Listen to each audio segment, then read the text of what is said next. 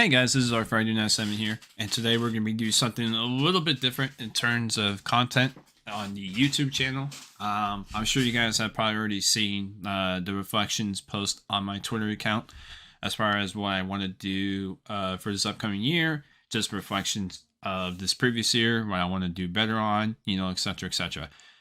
But for whatever reason, in case you don't happen to see that before this video comes out, then I guess we'll see it after. I'm not sure.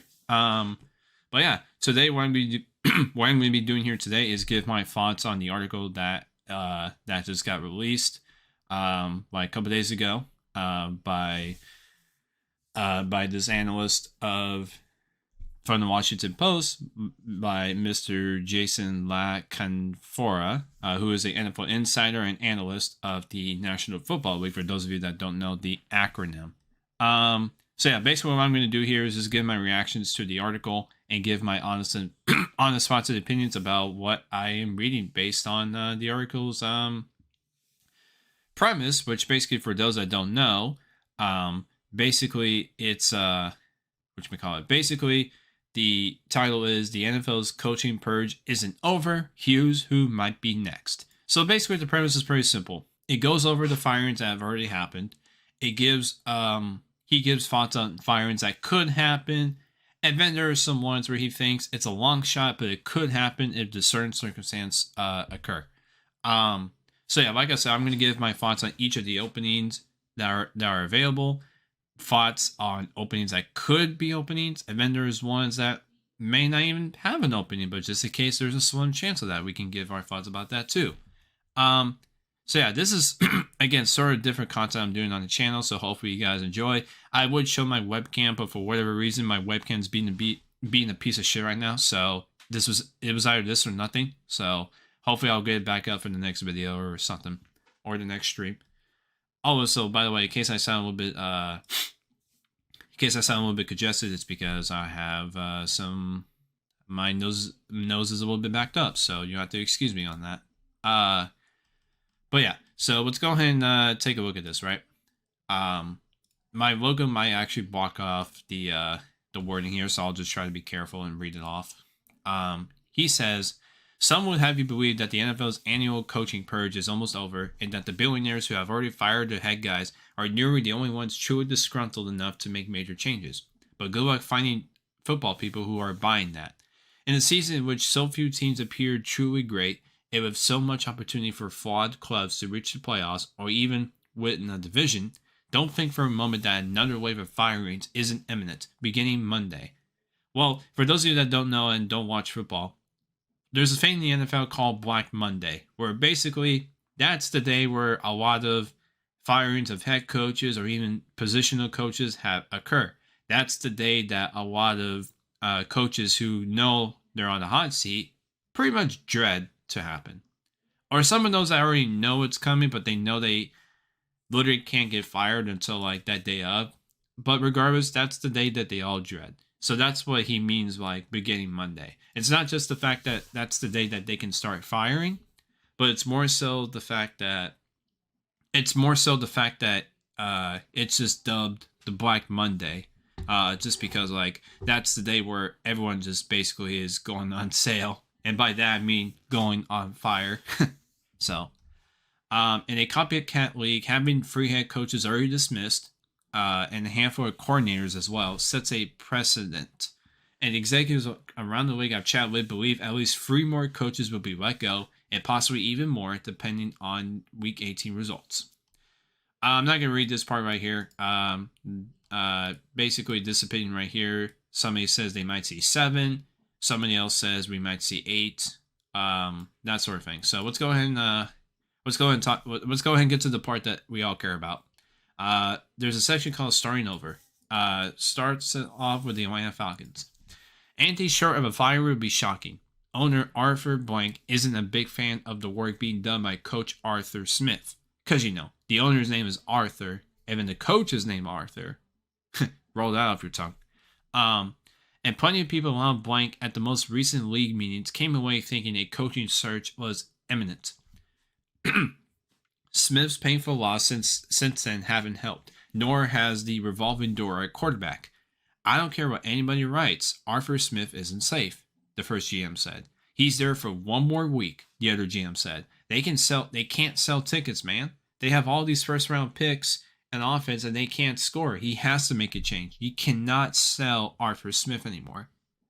I do agree. The Atlanta Falcons are like the one team in the National Football League I'm like very perplexed about, because you see these guys in like the top 15 and the top 10 in like a good bit for like I think the last few drafts, though I might be wrong. I know they were in the top 15 for sure last draft. But yeah, like the GM said, the anonymous GM. Literally, they have all these first round picks on offense, but they can't get shit because their revolving door at quarterback is very obscure. Like, they just haven't had like an actual consistent quarterback. And it's been a while since the Falcons have really had that. And it just, Atlanta to me has like good pieces in place. It has a pretty decent foundation. But the problem to me is that the coaching just is very meh.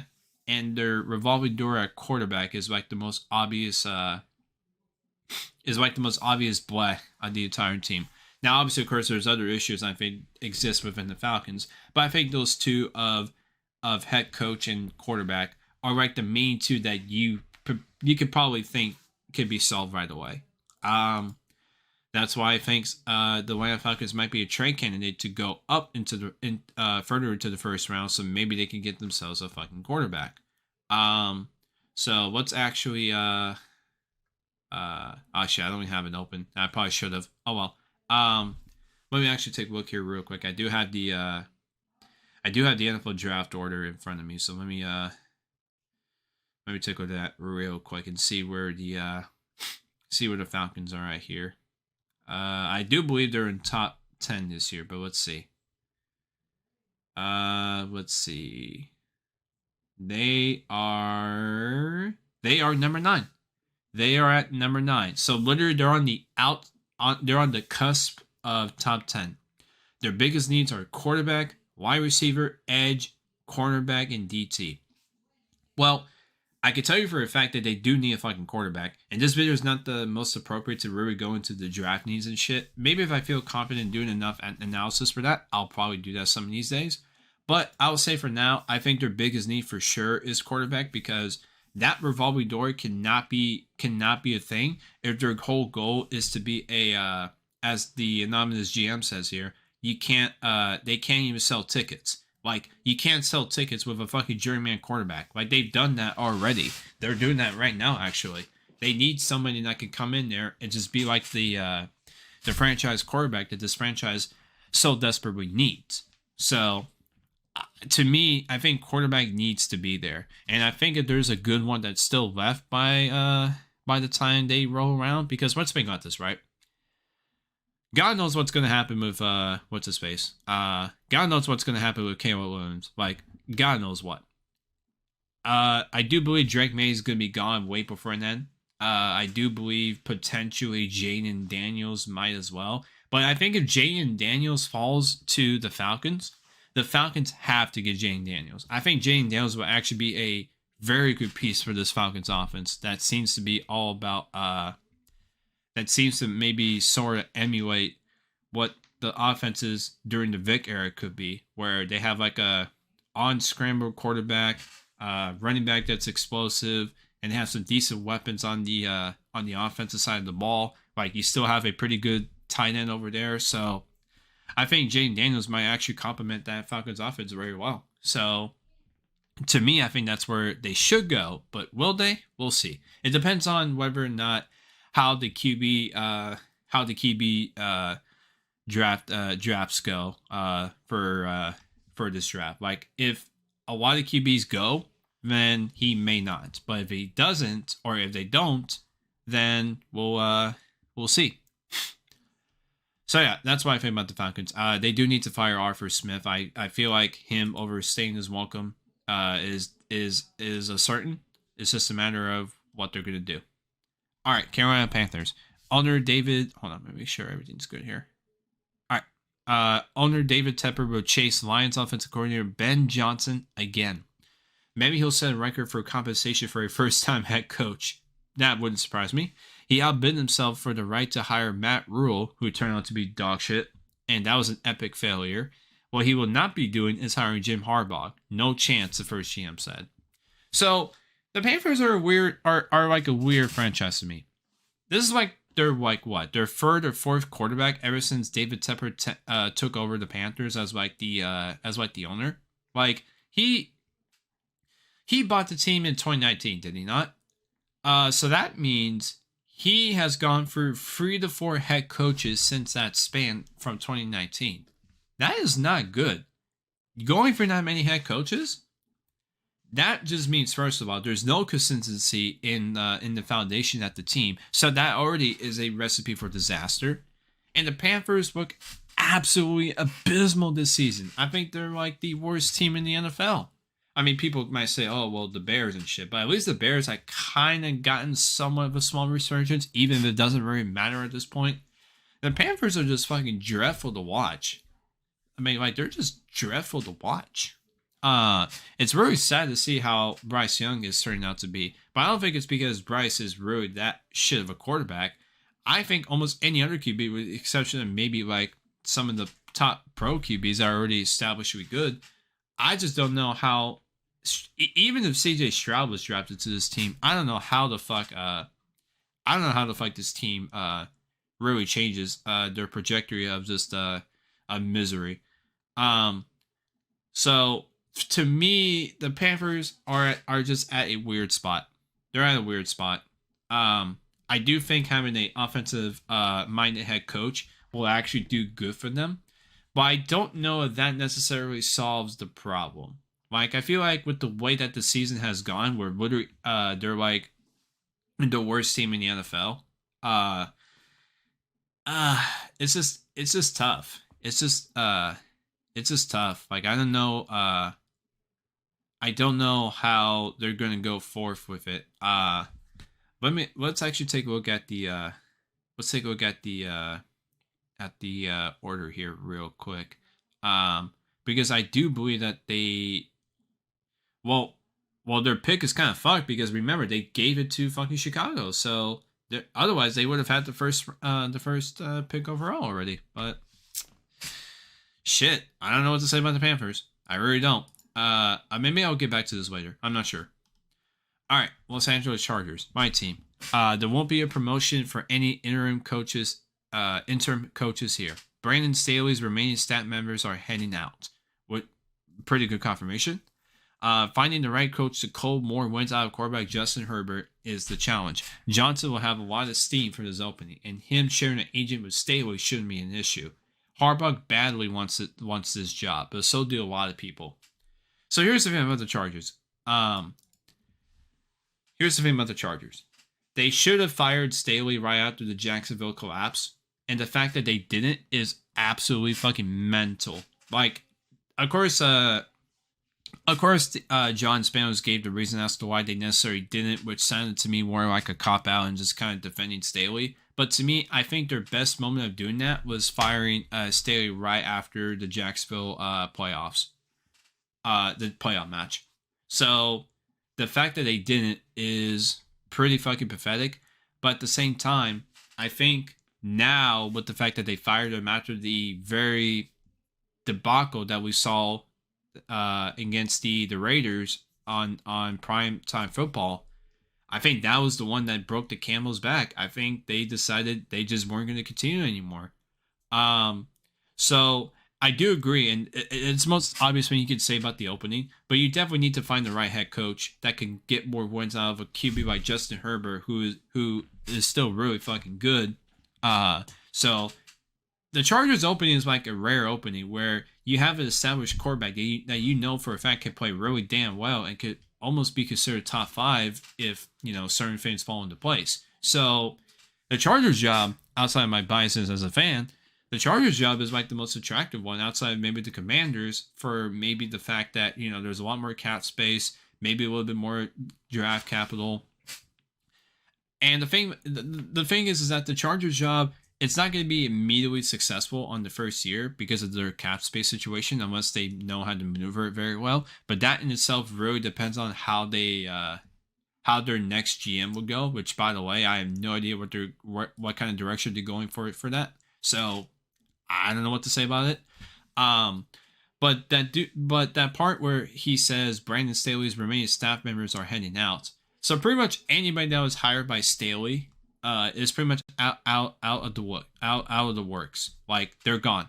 That's what he's basically saying. So anybody that we didn't like during the Staley era that he hired that was pretty meh is on their way out. I will say though, the one coach I actually don't want him to leave is Ryan Fickham. He is the special teams coordinator for the Chargers. That is actually the one coach I do not want the Chargers to lose at all, because he's the reason why the special teams has actually been really fucking good for us. And if we lose him, I will actually be super fucking pissed. So whoever the head coach is that's being hired, or the general manager, they got to do everything in their power to make sure that guy doesn't leave. And that part where Johnson has a lot of steam for the opening, that's to be commented, because obviously the Chargers did say that they will cast a wide net when it comes to finding coaches from within the NFL or even from the college league. So it's like, obviously they're going to look at Ben Johnson and then see whether or not they can bring him in for an interview, and if so, how can they see how this guy operates, the way he thinks. But the part that interests me the most, and I'm pretty sure that's what everybody is looking at, is this part right here where it says Harbaugh badly wants his job. Listen, I think Harbaugh is the best head coach candidate, but just because he wants badly the job doesn't mean it's a certain it will happen. Because remember, they still got to negotiate. They still got to, decide how much money am I paying this guy to be the head coach? How much roster control am I giving him? Because remember, there's that whole thing about Harbaugh wanting certain control of the team when it comes to roster management and shit. That's what he had before, and certainly for a fact he definitely has it at Michigan, where it's a college program where you're certain to have it. And the Spanos family, for as much of a cheap bastards that they've been historically, have kind of stepped the shit up a little bit when it comes to the spending. You're talking about the facility that's opening up pretty soon later this year. You're talking about the recent spending they've been doing on players. Now, granted, we could talk about whether or not those signings turn out to be successful, but that's still a lot of money being spent. And of course, the most obvious one of it all, the Herbert extension. So I think Dean Spanos, because here's the thing, paying for coaches actually does not count against the salary cap. So you can literally give this guy, you can give Harbaugh, not saying I would do it, of course, but you could give fucking Harbaugh $200 million and it wouldn't count against the cap. It wouldn't. But I'm sure there's maybe a thing in the CBA where maybe, or some sort of thing in the rules where maybe you can't pay coaches over a certain amount. But if there isn't, and coaches don't count at all, then Dean Spanos and the Chargers really need to open up their wallets and be like, listen, you're the best head coach candidate that there is on the market. You've been linked to us for a while. We all know that you want to come here. Let's negotiate a deal that works for the both of us. A deal that'll get you here, a deal here that'll get what you want, and a deal that works for us as well. So if Harbaugh really wants this job badly, and the Chargers see mutual interest, which is the next article I'm going to talk about, then I don't see how this can't happen. Now the question is, when might that happen? I don't know. We'll talk about that later. But anyways, just so I don't spend too much time on the Chargers segment, because I'm a fucking fan, of course. Harbaugh is definitely number one on their list. He's at the top of their wish list as far as I'm aware, based on the rumors and shit that we've been reading about. But if for some reason we don't get Harbaugh, then Johnson to me is like a number 2 or a number 3. And I say number 2 or number 3 because it really depends on who gets fired on Black Monday and afterwards, as far as head coaches are concerned. Because there might be a head coach that gets fired, and I'm just like, ooh, we should probably take him if we don't get Harbaugh.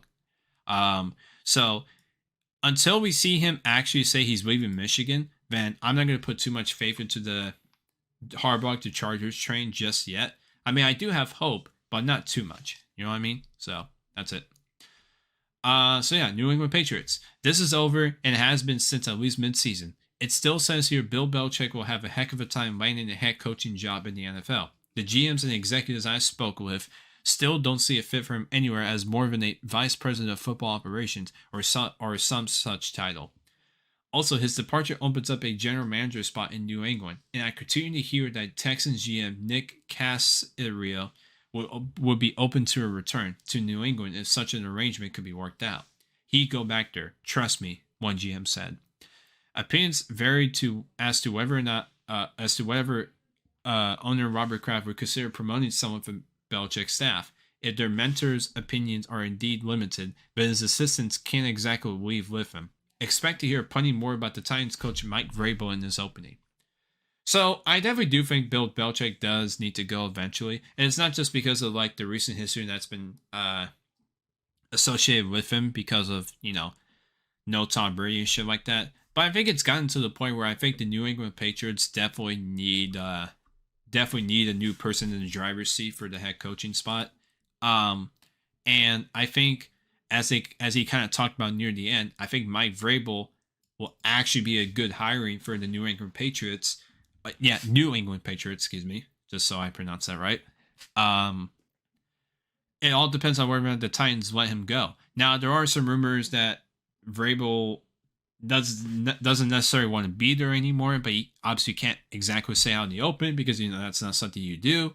But if he is let go by the Titans, I think the Patriots should immediately jump on Vrabel and be like, "Hey, you used to play for us. You built your career here. Why don't you come back and get not only give back to this organization a bit, but also further establish your coaching career in a place where high expectations is always a thing within our model." Because remember, the Patriots used to be at one point within the NFL lifespan one of the most dominant franchises, if not the most dominant franchise in the entire league.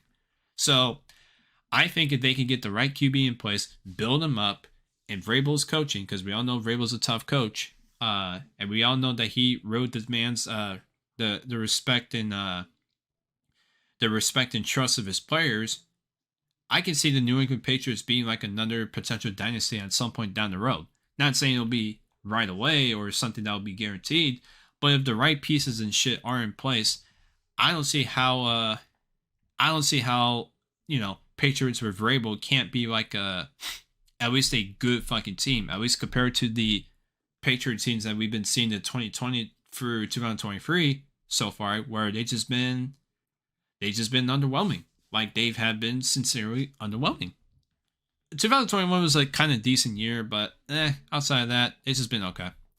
But as far as GM is concerned, I could definitely see that rumor of Caserio potentially coming back to New England.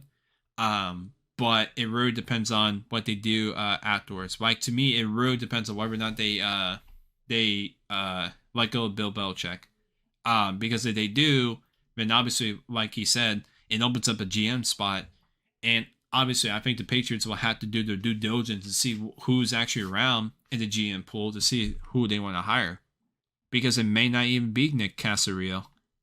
But we'll see. I do think, though, however, that if Mike Vrabel is let go from the Titans and the Patriots, get rid of Bill Belichick, I can see this being an instant favorite for the Patriots to land Coach Vrabel's services. So I definitely see that happening for sure. All right, so Washington Commanders. Ron Rivera has known this was over for quite some time, and so have many within the organization. The clock has been ticking on his tenure for months. Two GMs told me they expect new owner Josh Harris to hire a GM before he hires a coach. There are rumblings about him looking down to the road to the Ravens, whose head of scouting Joe Hertitz, I'll have to figure out how to say that better, and defensive coordinator Mike McDonald are very much it guys heading into the offseason. I think Harris goes young, somewhat analytically inclined, said one long-time NFL executive who is also not permitted to publicly speculate about front office hires. It's not going to be a retreat. So the Commanders is also another job that I feel like is also attractive because number one, you have a brand new owner, and usually brand new owners nowadays have a lot of money, so you have a bit more money at your disposal. You also have a bit more, if not the same draft capital compared to the other teams within that same spot. You have also an opportunity to bring in a quarterback of your choosing that you can build your franchise around, whether he's a young quarterback or somebody that's like in the middle of their career, but somebody that could be like a nice bridge QB just in case like you're not impressed with what you see in the draft. Though I would say for the Commanders, though, however, that they are in the top three of the draft anyway, or within the top five. So let me go and take a look here real quick on my thing. Yeah. So I think as of right now, yeah, I think it's as of right now. As of right now, December 31st, 11:42.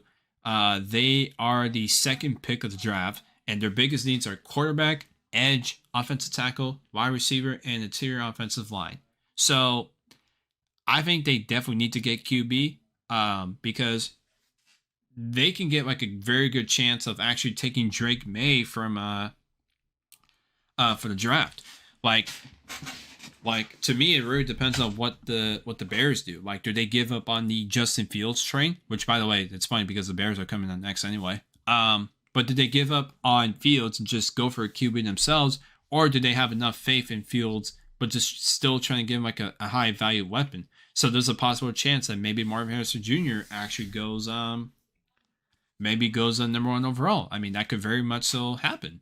Or maybe they just say, "Fuck it, let's see what we can get for Fields, and draft another fucking rookie quarterback and have him start right away." That sort of thing. So depending on what the Bears do, the Commanders are pretty much in position to pretty much grab the QB or a QB that the Bears either get, or let me rephrase that better. If the Bears get a QB, the Commanders are in the prime position to get the next QB that the Bears didn't pick. Or if the Bears don't pick a quarterback, then the Commanders are in the perfect position to pick anyone that they want. Like, do they want Drake May? Do they want Caleb Williams? That sort of thing. So that might be a tough decision for the Commanders to make. And I'm glad they're not in a. I'm certainly glad for them that they're not in the same position like the Panthers were, where there was like infighting of whether or not the team should pick either C.J. Stroud or Bryce Young, because I do believe that the coaching staff and the previous head coach Frank Reich, they wanted C.J. Stroud, but the owner wanted fucking Bryce Young. So from what we've seen of the Commanders, that doesn't appear to be a thing as far as I know for right now. So if the Commanders are dead set on getting like one of the two quarterbacks and they're both are available, I think that's a good problem to have almost, because you're going to get something good out of it. Though I would feel like it's a lot more better value and better pick to get Drake May, because I feel like he's more of an NFL quality quarterback that could be ready based on his skill set. He definitely has the physical nature, and I just think he will fit better in the pro setting. Caleb Williams is kind of like a question mark to me. Like, there are some things about him that I don't doubt that he has for talent, but he might just end up being like a Ryan Lee thing, where he has like all this talent from college, and we all know what he's capable of based on what we've seen on the field. But can some parts of this game really translate? And if they don't, does that affect him overall? So I don't know. I think the Commanders are in an interesting position. Like I said, they're the second best job after the Chargers because, number one, cap space. Number two, you have a prime opportunity to pick your own fucking quarterback in the draft if you really are somebody that wants to pick one. And you have a rich owner, which means it's a guy that's not afraid to spend. So there you go. For the coaching, of course, for the coaching contract, because we already know that it doesn't count towards the cap. All right. Anyways, so in the balance, so pretty much these are jobs that could go either way. They can either be fired or they don't get fired. All right. So Chicago Bears, Matt Eberflus has rebounded nicely in the second half and finally has a real defense, but that's not all that's being evaluated. Is the staff the right one to break in a new quarterback? Maybe. With the Bears holding the first pick, that's the question. I think team president Kevin Warren brings in his own guy. The first GM says, "Are you handing Caleb Williams to Eberflus and offensive coordinator Luke Getsy?" Which, by the way, that guy needs to get fired. After how it went with Fields, the second GM said they're taking a QB and starting over with him. They're going to have 2 top 10 picks. That's a very attractive job. I wouldn't be surprised if Kevin looked around. Former head coaches such as Harbaugh and Leslie Frazier have strong Bears ties. So So some people may disagree with the fact that the Commanders job might be the second best job, and instead maybe the Bears might be the second best job, or even they might as well be the best job overall. Um, but the thing is that if they keep Matt Eberflus, which by the way, there has been like a report from excuse me, there's been a report from Ian Rappaport, funny enough, where he basically said that it is expected that Matt Eberflus actually does return as the Bears head coach for the 2024 season. So, assuming that's true, right? You're certainly giving him another opportunity to pretty much take a top 5 quarterback or top 2, whatever, depending on the QB rankings you're looking at. You're pretty much giving him an opportunity to pick from that pile again and see what he could do with that one. I'm a little less inclined to. Here's the thing. I'm less inclined to believe he'll do actually anything good with that if he keeps the same offensive coordinator. But if he ends up firing Getsy, which I think he should, and bring in a better offensive coordinator, somebody that can, be a better situation for the next QB or Justin Fields to, come into and really learn from and really progress, I think you might be more of a convincer of a job in itself. Because like he said, they have 2 top 10 picks. They have a prime opportunity to take an AQB and really starting over with him. You can certainly get draft. Oh, excuse me, I almost fucking spit all over my mic. If you end up trading Justin Fields, you could probably get a decent draft capital for him. Like you could probably get like a 3rd round pick or so for him, maybe a 2nd round pick if there's a team that's willing to overpay. So that could very much so happen. The only thing I would say for the Bears is that they definitely need to fire. And I keep saying it, they definitely need to fire Luke Getsy. I've seen so many Bear fans just saying, get rid of this guy. This offense is fucking dog shit because of this guy. He's the reason why Fields is not really at the progression where he should be sometimes. That sort of thing. So, and I agree because I think the Bears are a pretty decent team. But the thing is that I just don't know if they would do that. I don't know if they would go after another QB, but I do think that if he doesn't get rid of the offense coordinator, that kind of murks things up a little bit because there's already not a lot of trust in that guy in itself. So here's what I would do if I'm the Bears. I keep the head coach. I fire the offensive coordinator. I get myself a better offensive coordinator from the market. I bring him in. I see. I let him look over the QB. See what he can find based on his film, based on his tape, and see whether or not he's the guy that could fit into my offense. And if they truly don't think that with the new offensive system coming in that Fields can be the guy, then they can look for draft compensation or compensation in general to trade them. And they can bring in a guy that they feel like can do the job. Now, if they do get rid of Eberflus, which I don't know if they will or won't, Harbaugh is definitely a candidate for sure. There's also Leslie Frazier, but I don't know if people would really like that compared to some of the coaching candidates that we've been seeing around. Maybe they could take a look at Ben Johnson. Maybe they could take a look at potentially Vrabel if he gets fired. But I've already said that, Vrabel is more so a for sure thing for the Patriots, but honestly, we'll see. So I think if the Bears do get rid of Matt Eberflus, which has already been reported that they probably won't, but that could very much still change. They need to definitely do the due diligence and look around the coaching market and see who could be better than Matt. Because if you can't find the answer to that, then you might as well just fucking keep him. That sort of thing.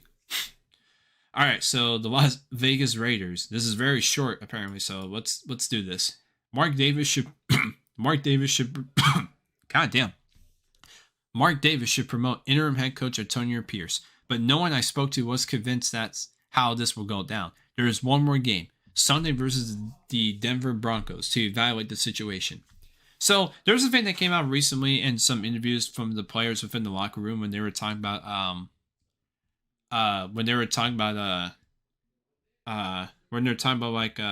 who do the players like Antonio Pierce and stuff. And, obviously you're going to expect people within the locker room to say, yeah, no, of course and stuff. But you have to look at the way that they answer that question. You have to look at the way they really answer with their body language and shit like that.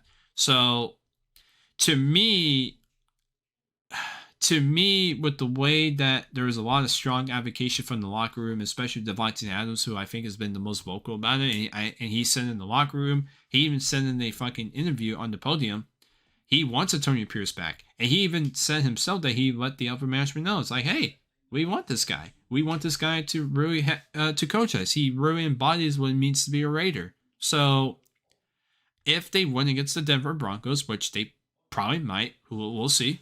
Then who's to say that Mark Davis doesn't go against his players for once in his life when it comes to the coaches? Because remember, the same exact thing happened with Roach. I'll say Roach. Coach Rich Bias. How do I say his name? Biaskis? Ah, my God, I can't believe I botched it. But basically, the previous head coach before Josh McDaniels. That's the one you need to know. The interim head coach before Josh McDaniels. A lot of players wanted that guy to be the head coach. A lot of them. And Mark Davis just basically went against that word and just hired Josh McDaniels. And we all know how that went. So I don't think I need to explain that one. So to me, I think the Raiders should definitely be open-minded when it comes to this. I definitely do think they need to do the due diligence when it comes to looking at head coaches going to be available for the offseason market. And I truly do think that within good time, they definitely do need to decide whether or not they're going to retain Antonio Pierce or not. However, I do think that if they don't, I think Antonio Pierce leaves, because I don't think if he's the one advocating also to really be the head coach of this team and he doesn't get it, and then let's say somebody that he thinks isn't as good as him, if not better, gets the job, who's to say that he wouldn't leave out of like anger or jealousy or whatever? Because that could very much so happen. So, to me, I think the Raiders should definitely retain Antonio Pierce, just as long as their result against the Broncos on Sunday is favorable for that scenario. And no, I'm not saying this because, I'm a Charger fan or anything like that. I truly do think that based on the way that the players have spoke about it, how even most of the fans have spoken about it on Twitter, I think interim Antonio Pierce should be given the full-time head coaching job. Let him bring his own guys. Let's see what he can do. And if it doesn't work in 2 to 3 years, then you can go try again. That's how that works. All right, New Orleans Saints. They're stuck with middling quarterback Derek Carr for another year and won too many games to be in position to land one of the top 3 or 4 QBs in the draft. And that might save Coach Dennis Allen for another season, but I wouldn't call it a lock. He returns. I really think they hired John Gruden if the league would let them get away with it, the first GM said. They've already pissed off Goodell by hiring him as a consultant. That's actually funny. So, Coach Dennis Allen is kind of a weird thing. There's like some people that say, oh, he should definitely be gone afterwards regardless what happens. Then there's some people that's just like, well, let's see what happens. Let's see what they can do in the offseason. Let's see what they do in the draft. And let's see what he does with that sort of thing. And if it doesn't work, then you fire him. If you already have a potential head coach as a consultant and you get rid of Coach Dennis Allen, who's to say that New Orleans wouldn't just simply go to John Gruden and be like, hey, you already work for us as a consultant. You already know how the staff is. You already know Derek Carr and really like Derek Carr for your time in Oakland / Las Vegas. Why don't you become our head coach and full-time head coach and really be the guy to lead our team again? So, I don't know much more I can say about the Saints because I haven't really looked into their situation too much. But I do think, depending on the result of Sunday's game, I think they should just really, for the most part, depend on that result and see how that team looks as far as that's concerned. So overall, I think what's likely is that they might keep Allen for a little bit after past Black Monday, but for sure, I think if they feel like they can get somebody better or they get a decent commitment from Gruden that he'll consider and actually take the head coaching job of the New Orleans Saints, then I do think at that point you do get rid of Dennis Allen for sure. But I do realize that it's already a hot hand that it's likely to happen. I'm saying it probably will happen, but it really depends on what you can get for a coaching option. Or maybe John Gruden doesn't want to do it. Maybe he doesn't want to do it. I mean, we don't know that for sure. So, not much more I can say about the Saints. Tampa Bay Buccaneers. Tampa Bay Buccaneers have been a weird team. Like, I did not think this team would actually have like the little bit of the surges that they had, especially with Baker Mayfield. So this team is definitely a surprise one for sure. So let's go and read this. If they manage to blow the NFC South title, it would take losing to the 2-win Panthers on Sunday to open that door, which by the way I don't think they will. Then anything short of a firing will be an upset. Ownership has been mulling options for weeks, with Todd Bowles not assured of another season. And even though the Bucs make the playoffs, both GMs and the personal executives I spoke with believe an ugly first-round exit could portend change. Quarterback Baker Mayfield is not a sure thing to return either, especially if there's a GM change. I think if you lose to the 2-win Panthers and it ends up being the thing where the Panthers win in a convincing fashion, or the Buccaneers just somehow blow at the last second or minute, whatever, then I definitely do think that throws a dagger into Todd Bowles, especially if the ownership is already looking at options, because essentially what that means is they're already looking in a different direction. They're just not officially doing it until they're given another reason to. So I think that reason in itself is actually whether or not the Bucs end up winning the NFC South title or not. So I definitely do think overall they are in a wait and see situation. So there's really not much more you can say about that. And as far as the QB thing is concerned, I mean, where are they at in the draft? I mean, aren't they like later into the draft or something? So let's go ahead and take a look real quick again. Pretty sure the Bucs are like what, fucking top 15 or something. Let's take a look. They are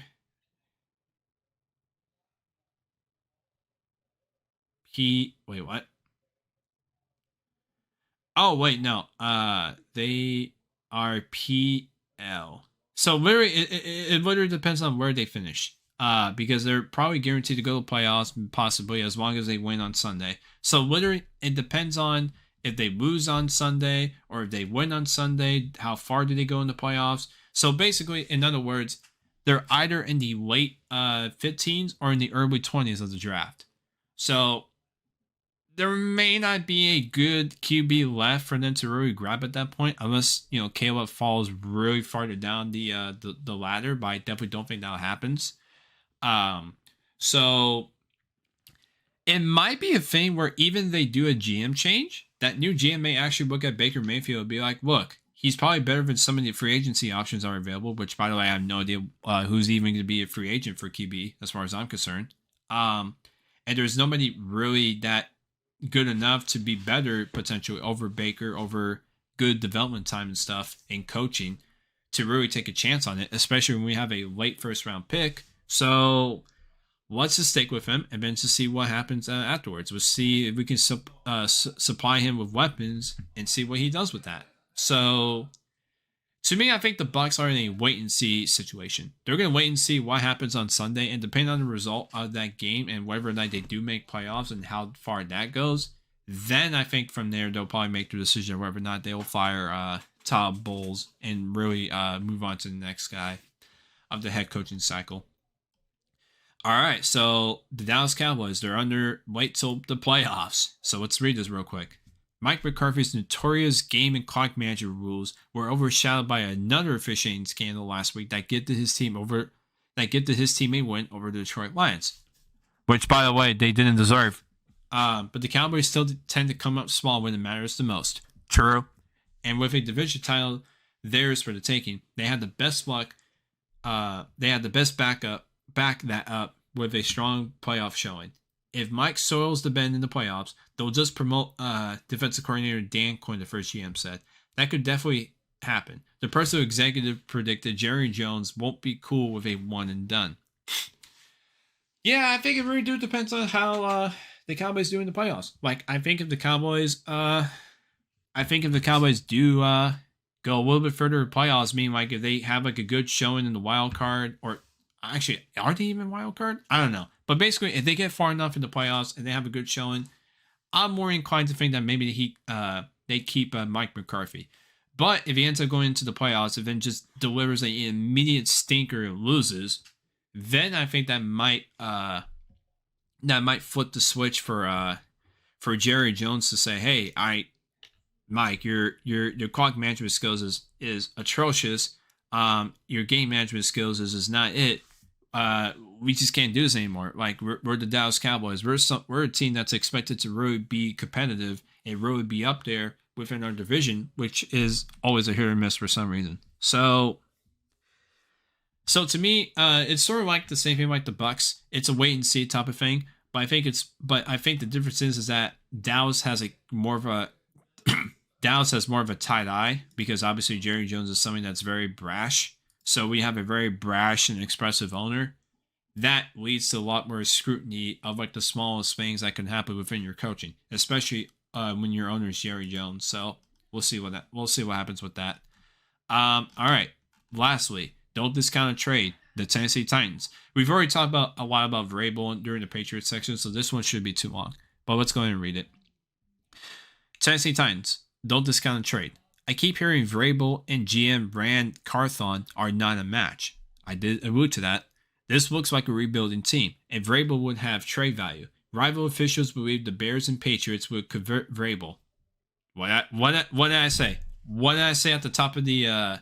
What did I say for the Chicago Bears? I said either former head coaches such as Harbaugh and Leslie Frazier have strong Bear ties. But I also said that Vrabel could be a potential coach for the Chicago Bears if that were to happen. So anyways, back to this. So Bears and Patriots would covet Vrabel. The Titans could turn to their former assistant Arthur Smith if he's out in Atlanta. Which, by the way, if they do that, that's a turbo hire. And see if he could develop quarterback Will Levis.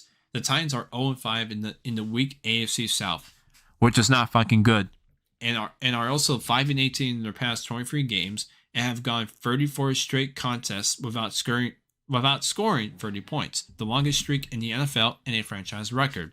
That's not very good either. All those things.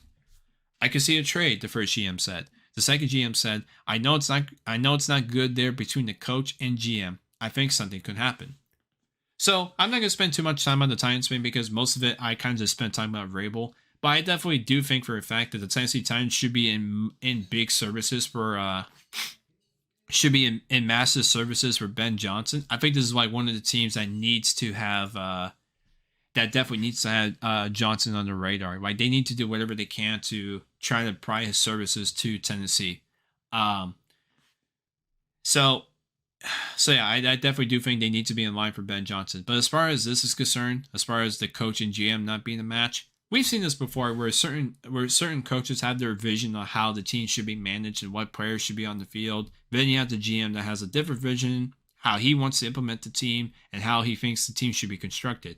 So basically, if your head coach and GM are not on the same page and not on the same vision at all when it comes to that, that is going to create a discomfort because you're not going to be comforted by a person that you know for a fact doesn't agree with you on the same vision.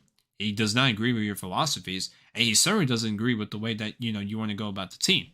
So that's why I think more likely than ever, especially if they lose on Sunday against the Jaguars, the Titans might head in that direction where they just say, "Look, Vrabel, you've been a good coach, but we're just philosophically not on the same page. So we need to let you go and have you go to a team where maybe they can see you on the same page."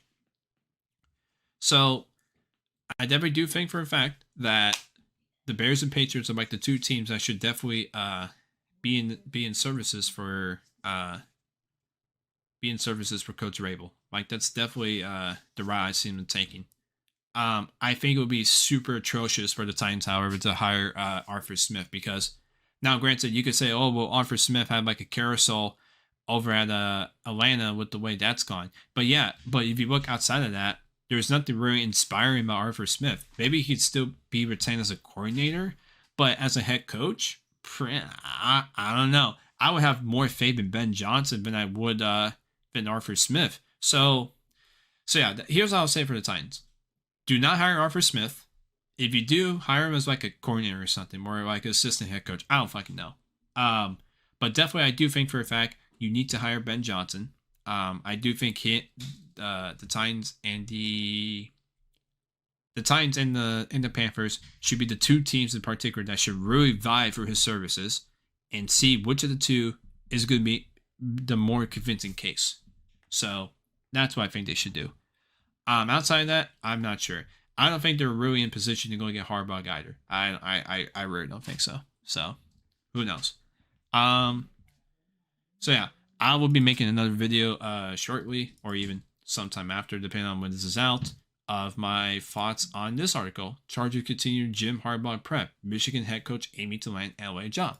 So I will be doing that for the next video. I know it's been like almost 15 minutes, so essentially like almost like a podcast. So in a way, this is kind of like almost a Richie spots, but it's really not. So, or maybe it will be. Maybe I'll just put two of them together, and then this is kind of like a segment. One segment, but the other one's another segment. So yeah, you know what? Fuck it. We'll call this the Richie spots. I have the wrong logo. Whatever. But yeah, I'll be taking a break here in just a second. And then when I return, I will be going on ahead and we'll be starting the next article, which is this one, and giving more of my thoughts about the Chargers potential hiring Jim Harbaugh and whether or not that fit may or may not happen. So hopefully you guys get a nice breeze, nice cool, nice snack, whatever you're doing, and just stay on tight, and I'll be right back with more football analysis. All right, and welcome back, guys. Again, I didn't change the logo. Fuck me. But I did take a bit of a brief break before we got into this article. Of course, I mean, there's many other ones I can show you that are probably almost the same thing, but this one may have a bit more, have a bit more in it. Maybe some others do. I don't know, but I think this is where I'll kind of give my thoughts more about like Harbaugh to the Chargers type of deal and what I think might happen, that sort of thing. So we're going to go ahead and read the article from Sam Robinson of Pro Football Rumors, and then we will just go from there. So, all right, so let's take a look. All right, title: Chargers continue Jim Harbaugh prep. Michigan head coach aiming to land LA job. Question mark. Michigan is set to play for a national championship for the first time in the college football playoff era, defeating Alabama in overtime Monday night. This article was actually posted at 3:04 p.m. CST, so this was posted earlier. The Wolverines had encountered a rough patch before Jim Harbaugh's arrival, but the former Super Bowl head coach has then positioned as one of college football's premier programs. Michigan again looks to be competing with the NFL for its coaches' services. Specifically, the Chargers loom as an opportunity Harbaugh may covet. While Harbaugh to NFL buzz has surfaced over the past two off seasons, the Bolts continue to be connected to their former quarterback.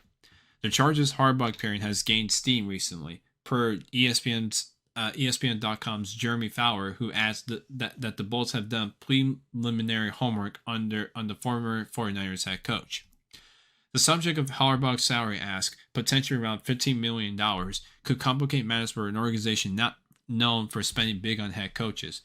But the Washington Post's Jason LaCanfora, which we just read, the last segment, indicates Harbaugh badly wants the Bolts job. Harbaugh interviewed with the Vikings in 2022 in the Broncos last year, but ended up back in Michigan. The Bolts bring the allure of a prized young quarterback, Justin Herbert, changing the equation. Then again, Harbaugh is not the only coaching candidate who is believed to be drawn to this job. Lions offensive coordinator Ben Johnson is believed to have interest, while other coaching agents have pitched their clients to Chargers ownership. The past three Chargers head coaches reported to GM Tom Telesco, who the franchise fired along with Brandon Staley last month. Harbaugh reporting to a GM he does not have a good relationship with might be a non-starter, considering the leverage he holds with Michigan. And the team should probably tread lightly with regards to Harbaugh and the GM, given how the deterioration between Harbaugh and Trent Balk, the former 49ers GM, relationship really derailed that 49ers power structure. Harbaugh's success in the pros and in with his alma mater aside, the Athletic's Jeff Hall notes that he's not especially popular among NFL front office and scouting staffs. Questions understandably persist about his meshing with the front office, considering the Chargers' long-held ownership GM and head coach workflow. This will naturally be an issue. Then again, team president John Spanos has said the organization is not committed to that setup with this next hire. Owner Dean Spanos is aiming at a reimagining effort when it comes to the franchise's decision-making hierarchy. As of now, John Spanos operates as a key voice above the GM. I'll give my personal thoughts in a second. With the Chargers already putting out Harbaugh feelers, it would appear ownership is at least ready to explore this partnership. Michigan has offered Harbaugh multiple extensions recently. One of those, a 10-year proposal, would prevent Harbaugh from exploring NFL opportunities in 2024. But the deal would not restrict the offensive head coach from doing so beyond that year. That Wolverines offer is believed to be worth $125 million. A shorter-term Michigan proposal worth around $11 million has also been extended. If the Chargers become serious bidders, Harbaugh may have an interesting decision to make. The Chargers have opted for first-time head coaches with their past rehires, Mike McCoy, Anthony Lynn, Brandon Staley, keeping the costs low. They will need to commit much more to their head coach job to lure Harbaugh out of Ann Arbor, but the Vikings and Broncos were close to doing so. If Michigan defeats Washington for the title, the embattled head coach, who has been twice suspended this season, will have accomplished everything at that level. The NFL will provide an escape from NCAA punishment related to the sign stealing scandal that engulfed Michigan this season and give Harbaugh a second chance at a Super Bowl title. Herbert's presence, along with other veteran pieces, also separates the Chargers from the other current openings and those that could potentially emerge within days. The past two off-seasons have ended with Harbaugh recommitting to Michigan. His recent issues notwithstanding, the powerhouse program will certainly be interested in keeping him, win or lose, in the college football playoff title game. With Harbaugh not on the NFL staff, the Chargers could interview him earlier than the rest of the crowd. Coaches on NFL staffs must wait until after the divisional round to interview this year. He would also only cost money, whereas the Patriots still look to be hoping to collect an asset for Bill Belichick's rights. Harbaugh, 60, also may be viewed as internally as a better option than the 71-year-old Patriots head coach. The Bolts' level of interest in the accomplished college candidate will be one of the central storylines to follow as this year's head coach carousel spins. So, my thoughts about the whole thing of Harbaugh potentially to the Chargers and all that good deal. The way I look at it is this, right? I do think that the Chargers should highly consider, and let me go ahead and close this real quick so I can find another article and I don't leak anything. The Chargers, without a doubt, should be pursuing and chasing Jim Harbaugh like no other. They need to seriously explore their options. They need to seriously look at everything possible, and they've already done so in a way by putting out feelers. And when you put out feelers for a guy, you're basically asking around, hey, is this guy good? What do you think this guy is worth? What do you think this guy brings to the team? So, is this something to where they really want to commit to? And I think with the fact that they're still like into this proposal, this idea of really wanting Jim Harbaugh and really doing their preliminary homework and then doing the feelers, who's to say that they wouldn't? Who's to say that they wouldn't?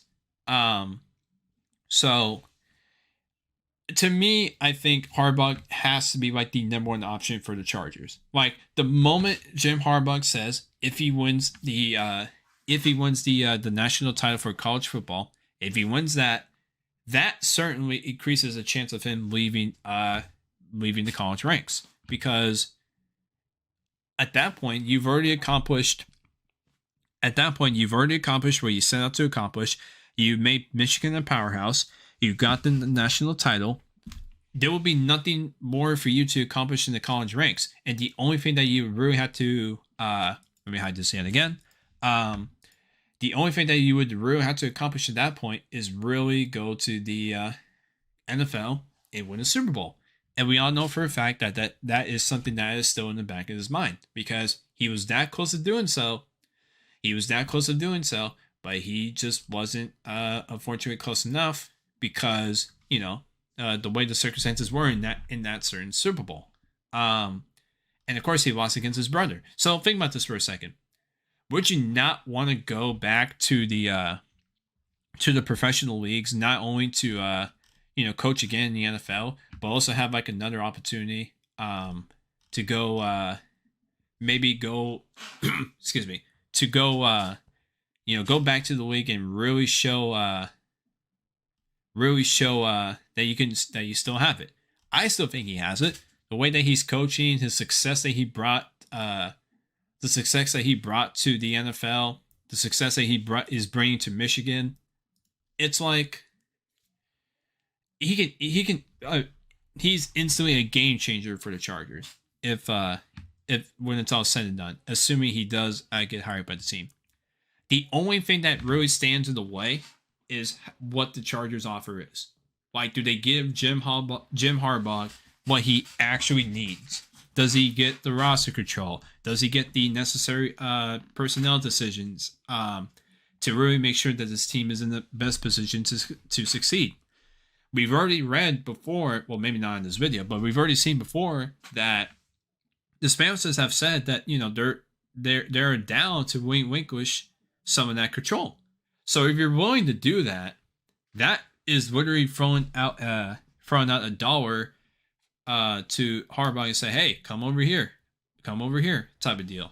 So I'm probably not going to spend too much time on this because really there's really not much more you can really say. I mean, here are the things I will say, though, just to really summarize. Harbaugh should be the number one candidate for the Chargers. I think the Chargers should really put forth a serious offer that really shows Harbaugh, hey, this is the best offer that you're going to get. You're going to get a lot more money in the NFL. You're going to have a good team with you. The first year is going to be a little bit rough, but once we get out of 2024 and in 2025, that will be the prime set of years for you to build your vision of the football team, build what you think will get you and the team to the Super Bowl, and see how it's going to be done. And I do think if the Chargers put serious money on the table in that offer, like offer more money for Michigan, and especially whether it's a 5-year, 10-year, whatever, and you give them a bit more control of the team in the sense of football decisions, obviously not necessarily everything else, but you give them like roster control decision for the most part, or even almost all of it. It depends on what they do for the GM, though. See if they can hire like a GM that he likes. Maybe he gives input on that, because remember, it was reported that the Chargers are also doing their head coaching search and GM search, simultaneously, which is at the same time. So what if they're talking to Harbaugh at the same time, and they're also getting opinions from Harbaugh, basically saying, hey, I think this GM I could work with very well. If you end up getting him, I might be considering coming to your team. And I think the Chargers are in a prime position to do that. I think they have like the attractive job to do it. So here's how I think will happen. I think he wins against Washington. I think Michigan's on that nice Cinderella run, that will get them to the championship. I think they're a good team. I definitely do think that once Harbaugh wins that title, there is nothing else for him left to accomplish. Absolutely nothing. I do think that he will leave for the NFL. And once he does leave for the NFL, there's going to be a bit more teams that will want his services. The Chargers will talk to him officially. And when I say officially, I'm talking about like, oh, you'll get like the tweet from Ian Rappaport or Adam Schefter where they say the Chargers have interviewed or have talked to Jim Harbaugh for their head coaching position. And once more of that comes along, I do think that once the smoke clears, if once Harbaugh gets his best offer from each of the teams that are actually interested, and he looks at and compares the situation, if the Chargers put the best offer on the market, I do think 110% he goes to the Chargers.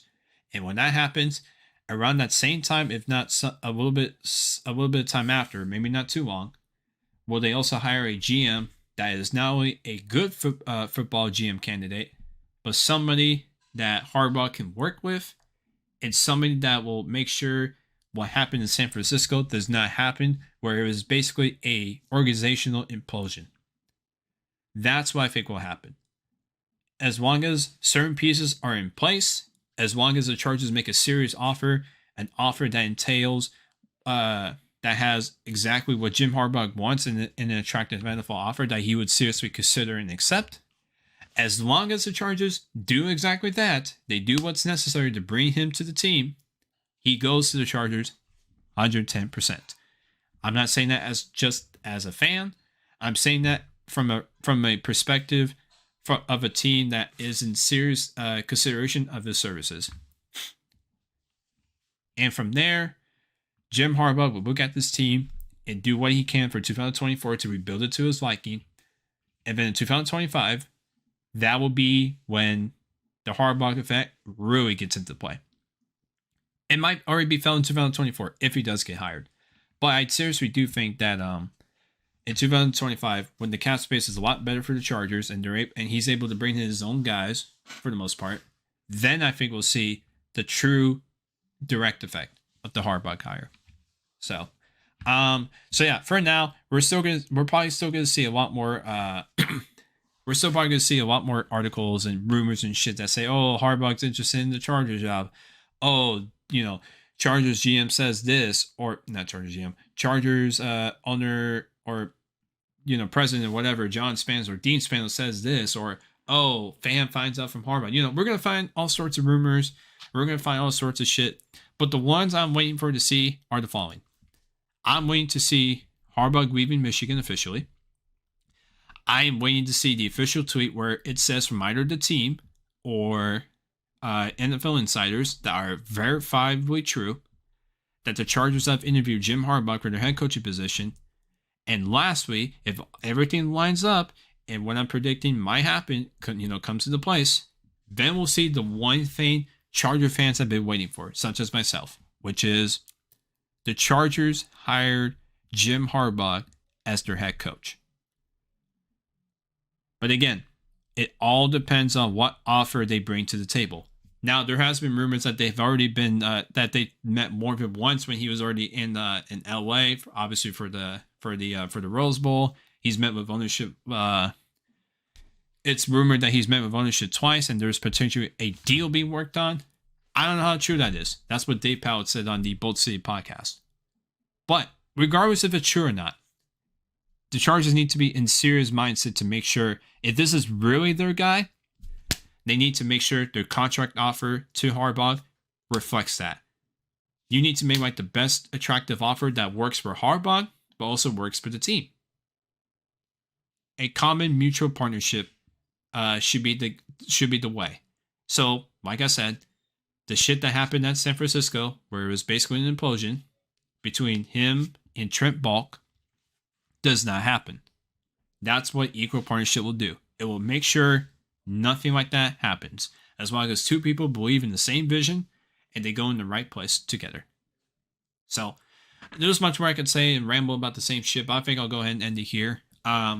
So yeah, this has been Richie Spots, which I know at first I didn't really clarify it being Richie Spots, but the more I did the recording and stuff, I was just like, you know what, this might as well just be Richie Spots. So yeah, that is pretty much it for that one. Again, I'm sorry if my webcam didn't decide to fucking work, and I actually tried doing it before I recorded this second part of the podcast.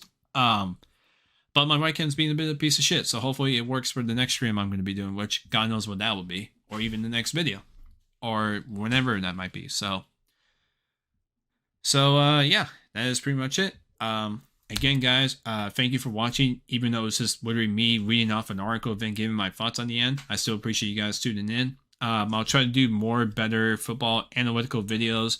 Maybe do something a little bit better than just this kind of format. But for now, we're just going to stick with this for a tiny bit. And then as we evolve, we'll probably do something a little bit better. But again, regardless of the fact, thank you for watching. Thank you for tuning in. If you enjoyed today's video, don't forget to comment, like, and subscribe. Don't forget to hit up the Twitch channel for when I do start streaming again, R3097. Don't forget to follow my content Twitter account, R3097. And if you're a boomer still in this day and age and you have a Facebook, don't forget to follow me at RFarleyDude97. So, with that being said, ladies and gentlemen, this is your boy. And I'll see you guys next time on the next stream or in the next video. And as TSS Killer always says, wash your fucking hands. And have yourselves a great morning, great afternoon, or great night, wherever you are.